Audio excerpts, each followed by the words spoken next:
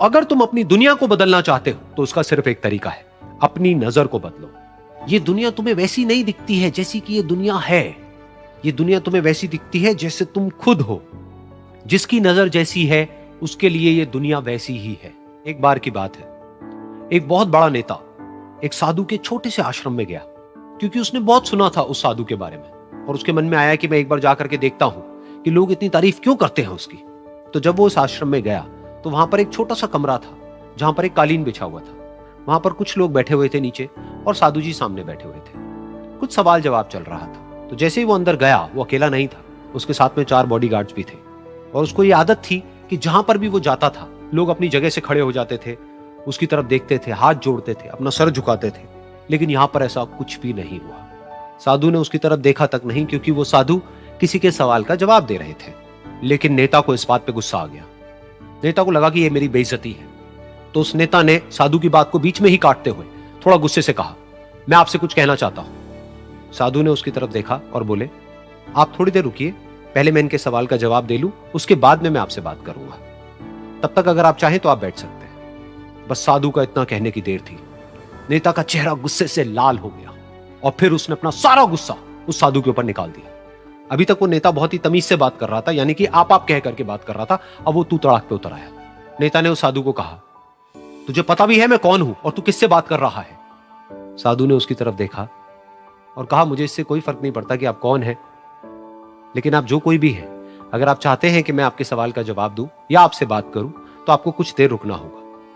और साधु के ये कहते ही नेता गुस्से से पागल हो गया और वहीं सबके सामने चीखने चिल्लाने लग गया, अब मैं तुझे तेरी असली औकात दिखाऊंगा।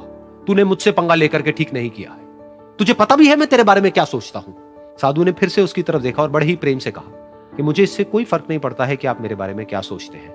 आप जो चाहे वो मेरे बारे में सोच सकते हैं। फिर उस नेता ने बोला कि तू चाहे सुनना चाहता है या नहीं, लेकिन मैं तुझे बताऊंगा यही सबके सामने कि मैं तेरे बारे में क्या सोचता हूं। तू एक बहुत ही घटिया इंसान है। तू कोई साधु नहीं है, तू एक ढोंगी है, पाखंडी है, और यहां पर जितने भी लोग बैठे हैं उन सबको बेवकूफ बना रहा है। तेरा बस एक ही मकसद है कि इन लोगों की जेब में जितना भी पैसा है वो सब तेरे पास में आ जाए। तू अपने फायदे के लिए इन लोगों का इस्तेमाल कर रहा है, और अब मैं तुझे नहीं छोड़ने वाला। तेरा पर्दाफाश करके रहूंगा पूरी दुनिया के सामने। लेकिन उसके इतना बोलने के बाद भी उस साधु के चेहरे पर हल्की सी मुस्कान बनी ही रही। ये देखकर वो और तिल मिला गया और उसने कहा, अब बहुत हुआ, अब मैं यहां 1 मिनट भी नहीं रुकने वाला। लेकिन अभी भी तेरे पास में मौका है। अगर मुझसे माफी मांगनी है या मुझसे कुछ कहना है तो कह सकता है। इतना सब होने के बाद भी साधु बिल्कुल शांत था और उनके चेहरे पर एक मुस्कान थी। उन्होंने अपनी आंखें बंद कर ली। फिर साधु ने अपनी आंखें खोली, हाथ जोड़े और कहा कि मुझे आपसे कोई गिला शिकवा नहीं है। मेरे मन में आपके लिए कोई भी गलत ख्याल नहीं है। जो भी आपने मेरे बारे में कहा वो आपकी अपनी सोच थी, तो मुझे आप में कोई भी बुराई नजर नहीं आती है। मुझे आप एक बहुत ही भले इंसान लगते हैं।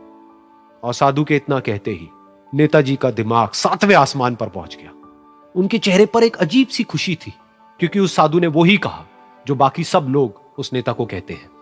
और वो खुशी खुशी उस आश्रम से अपने घर की तरफ चला गया और जा करके अपने पिताजी के साथ में बैठ गया। उसके पिताजी की आंखें बंद थी और वो ध्यान में थे। पूरी जिंदगी उन्होंने सिर्फ लोगों की सेवा करी और बदले में कुछ भी एक्सपेक्ट नहीं किया। तो थोड़ी देर बाद जब उन्होंने अपनी आंखें खोली और देखा अपने बेटे को अपने साथ बैठे हुए, तो उनके बेटे के चेहरे पर आज एक अजीब सी खुशी थी जो आज से पहले उन्होंने कभी नहीं देखी थी। फिर उसने एक एक करके सब कुछ बताया कि आज क्या हुआ, किस तरह से वो आश्रम गया, वहां पर क्या हुआ, उसने क्या कहा, उन्होंने क्या कहा। तो जब इसके पिताजी ने पूरी बात सुनी तो थोड़ा सा मुस्कुराए और अपने बेटे को देख करके बोले कि उन्होंने तुम्हारी तारीफ नहीं करी है, क्योंकि उन्होंने वो नहीं कहा कि जो तुम हो, उन्होंने वो कहा कि जो वो खुद है। और तुमने जो भी कुछ उनको कहा वो नहीं कहा कि जो वो है, बल्कि तुमने वो कहा जो तुम खुद हो। यही बात वेदों में भी कही गई है, यथा दृष्टि तथा सृष्टि। ये दुनिया तुम्हें वैसी नहीं दिखती है जैसी कि ये दुनिया है। ये दुनिया तुम्हें वैसी दिखती है जैसे तुम खुद हो। जिसकी नजर जैसी है उसके लिए ये दुनिया वैसी ही है। तो अगर तुम अपनी दुनिया को बदलना चाहते हो तो उसका सिर्फ एक तरीका है, अपनी नजर को बदलो।